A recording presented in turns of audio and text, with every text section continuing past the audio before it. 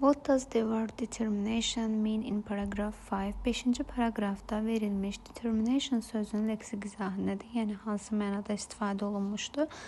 Burada təbii ki, insan əzmkarlığından söhbət gedir.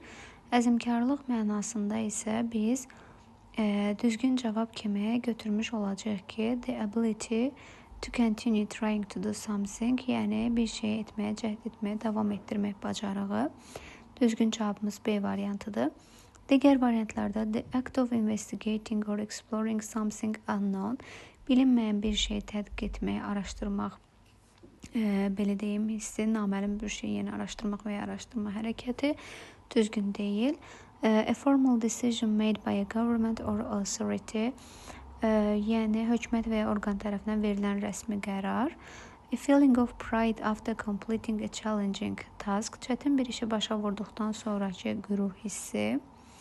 A type of ancient measurement used in construction, və tikintidə istifadə edilən qədim ölçü növü kimi verilmişdir, hansı ki doğru deyil. Qeyd etdiyimiz kimi əzmkarlıq mənasında biz B variantını düzgün cavab kimi götürmüş olacağıq.